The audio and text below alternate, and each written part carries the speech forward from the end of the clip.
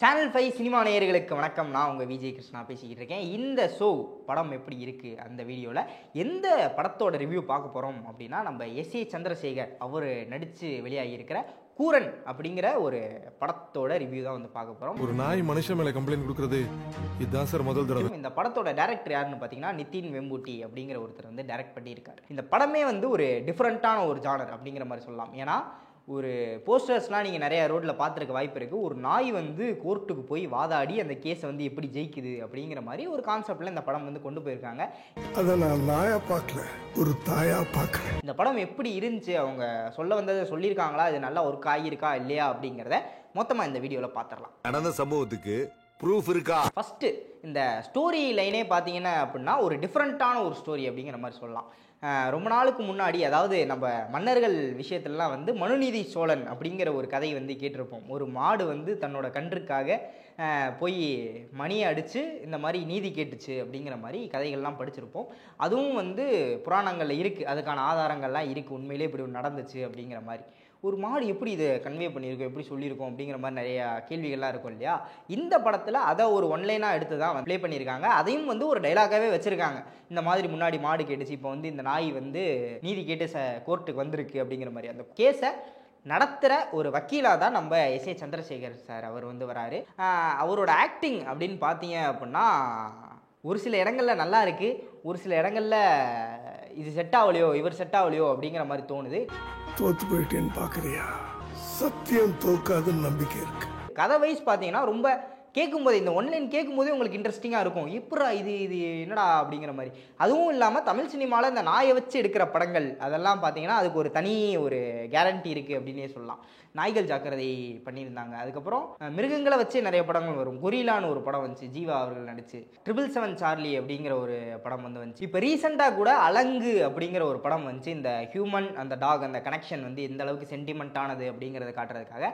So இந்த லைனும் அந்த மாதிரி ஒரு இன்ட்ரெஸ்டிங்கான ஒரு ஒன்லைன் தான். இதை கிளியராக கொண்டு போயிருந்தாங்க இந்த கதையை அப்படின்னு பார்த்தீங்கன்னா படம் வந்து சூப்பராகவே ஒர்க் ஆகியிருக்க வேண்டியது, ஆனால் ஒர்க் ஆகாமல் போயிடுச்சு அப்படின்னு தான் சொல்லணும். ஏன்னு பார்த்தீங்கன்னா அன்னைக்கு பஸ் பேசல, இந்த நாய் பேசு. முதல் விஷயம் கேஸ்டிங். இந்த படத்தில் நிறைய பேர் கேஸ்ட் பண்ணியிருக்காங்க. நம்ம ரோபோ சங்கர் அவர்களோட பொண்ணு ஒரு கேரக்டர் பண்ணியிருக்காங்க. அது இல்லாமல் எஸ்.ஏ. சந்திரசேகர் சார் சொன்னால் இந்த மாதிரி பல கேஸ்டிங் வந்து இருக்குது இந்த படத்தில். அவங்க எல்லாரையும் கரெக்டாக ஒர்க் பண்ணியிருக்காங்களா அப்படின்னு பார்த்தீங்க அப்படின்னா யாருமே ஒரு ஃபுல்ஃபில்டாக ஆகலை அப்படின்னு சொல்லி தான் சொல்லணும். ஏன்னா இப்போ ஆக்டர்ஸை குறை சொல்ல முடியாது. எல்லாருமே வந்து பயங்கர பொட்டன்ஷியல் உள்ள ஒரு ஆக்டர். வேறு படங்களில் இவங்க எல்லாரோட பர்ஃபார்மன்ஸுமே வந்து பீக்கில் இருந்திருக்கும். இந்த படத்துக்கு அவங்கள ஒழுங்காக வேலை வாங்கலையோ அப்படிங்கிற மாதிரி தான் எனக்கு தோணி இருந்துச்சு. ஏன்னு பார்த்தீங்கன்னா நிறைய இடங்களில் நமக்கு ஒரு மாதிரி என்ன சொல்கிறது, என்னடா பண்ணுறீங்க அப்படிங்கிற மாதிரியான எஃபெக்ட்லாம் வந்து வருது. அதுவும் முக்கியமாக ரோபோ சங்கரோட பொண்ணு ஒரு பர்ஃபார்மன்ஸ் பண்ணியிருப்பாங்க. த்ரூ அவுட் த ஃபிலிம் வந்து அது இருக்கும். இவரை எஸ்.ஏ. சந்திரசேகர் சாரை வந்து குருன்னு வந்து கூப்பிட்டுக்கிட்டு இருப்பாங்க. சரி, இது கூப்பிட்றது பிரச்சனை இல்லை. 10 வார்த்தை அவங்க பேசுகிறாங்க அப்படின்னா அதில் 5 வார்த்தை குருவாக தான் இருக்கும், மீதி 5 வார்த்தை வேறு வார்த்தையாக இருக்கும். அந்த அளவுக்கு அதை போட்டு ரிப்பீட்டிவாக பேசி அதுவே ஒரு மாதிரி ஒரு கெட்ட ஃபீலிங் வந்து கொடுத்துருது படம் முழுக்கவே. இதே திரும்பி என்னடா மறுபடியும் இப்படி பேசிக்கிட்டு இருக்காங்களே அப்படிங்கிற மாதிரி. டைலாக்ஸும் ஒரு சில நேரத்தில் விட்டு போகுது. இது எல்லாமே படத்தோட குவாலிட்டியை வந்து கம்மி பண்ணுது அப்படின்னே சொல்லலாம். அது மட்டும் இல்லாமல் இந்த நாயை வச்சு ட்ரெயின் பண்ணி சூப்பராக எடுத்திருக்காங்க. அந்த நாய் கொடுத்த பர்ஃபார்மன்ஸ் வந்து சூப்பராக இருந்துச்சு. இந்த படம் ஃபுல்லுமே வந்து பெஸ்ட்டாக பர்ஃபார்ம் பண்ணியிருந்துச்சு. அதை வச்சு எப்படி நடிக்க வச்சாங்க அப்படிங்கிற மாதிரி ஆச்சரியப்படும் வகையில் தான் பர்ஃபார்மன்ஸ் எல்லாம் இருந்துச்சு.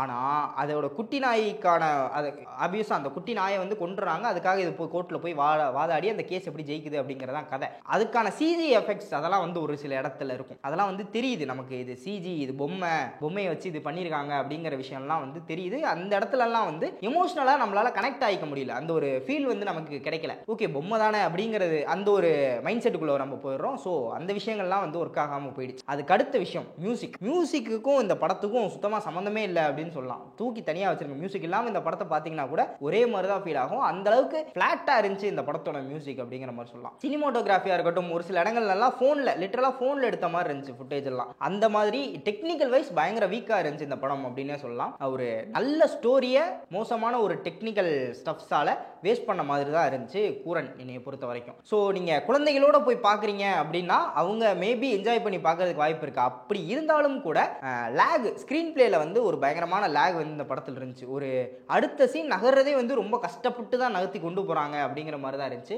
குழந்தைகளும் தூங்குறதுக்கான வாய்ப்புகள் வந்து நிறைய இருக்குது இந்த படத்தில். ஒரு நல்ல ஸ்டோரி மோசமான ஒரு டெக்னிக்கல் எஃபெக்ட்ஸால் வீணாயிடுச்சு அப்படின்னு சொல்லலாம். அதை இன்னும் கொஞ்சம் ஸ்ட்ராங்காக பண்ணியிருந்தாங்க அப்படின்னா ஒரு சூப்பரான ஒரு படம் வந்து மறுபடியும் தமிழ் சினிமாவுக்கு கிடச்சிருக்கும். அந்த இடத்துல கோட்டை விட்டாங்க. ஸோ இருந்தாலும் இந்த முயற்சியை வந்து நம்ம பாராட்டி ஆகணும் அப்படின்னு சொல்லி நான் இந்த வீடியோவில் வந்து பதிவு பண்ணிக்கிறேன்.